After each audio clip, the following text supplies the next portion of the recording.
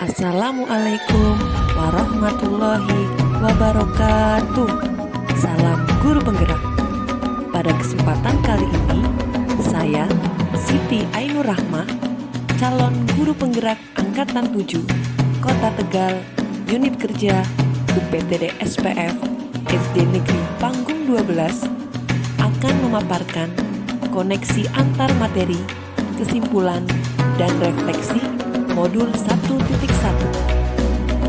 dengan tujuan membuat kesimpulan dan refleksi pengetahuan dan pengalaman baru yang dipelajari dari pemikiran Ki Hajar Dewantara. Saya akan merefleksi diri saya dengan 3 pertanyaan berikut.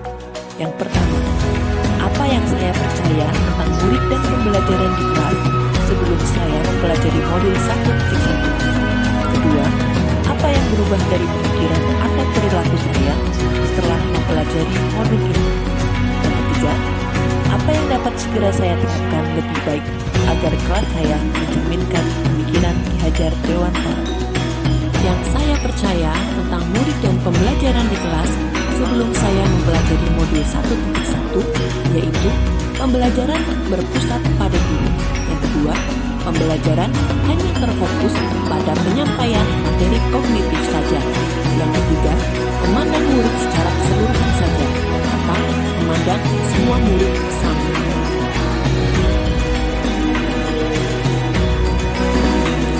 Yang berubah dari pemikiran atau perilaku saya setelah mempelajari modul ini yaitu: yang pertama, sebagai guru, kita harus mengenali karakteristik masing-masing murid. Yang kedua, menggali potensi masing-masing murid, tidak boleh menyamakan mereka, karena tiap-tiap murid memiliki karakter dan potensi yang berbeda. Yang ketiga, melaksanakan proses pembelajaran yang berpusat pada murid. Yang dapat segera saya terapkan agar kelas saya mencerminkan pemikiran Ki Hajar Dewantara yaitu: yang pertama, memetakan karakteristik dan potensi murid. Yang kedua, merancang dan melaksanakan pembelajaran yang sesuai dengan kodrat alam dan kodrat zaman yang berbasis kearifan lokal dan budaya setempat. Yang ketiga, mengarahkan murid supaya memiliki budi pekerti yang baik.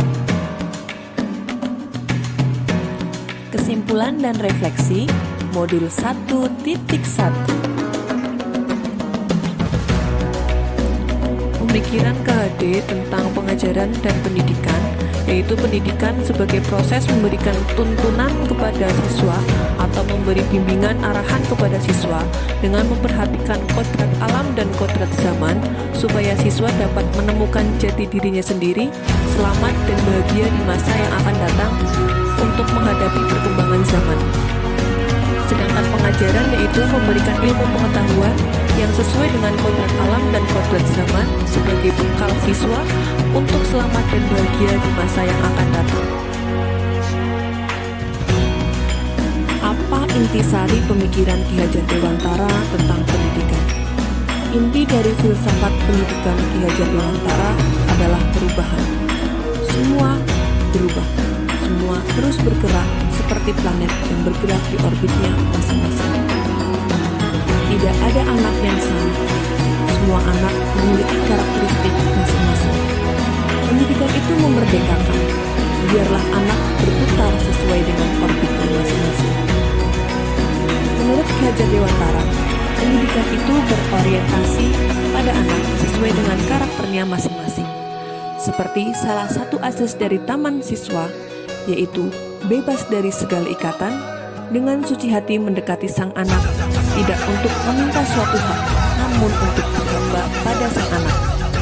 Lalu, bagaimana saya memandang diri saya sebagai pembelajar dan pembelajar jika dikaitkan dengan pemikiran Ki Hajar Dewantara? Sebagai pembelajar atau guru, dalam melaksanakan tugas sebagai pendidik, kita berorientasi pada anak. Pendidikan yang dilakukan harus berpusat pada anak sesuai dengan karakter mereka.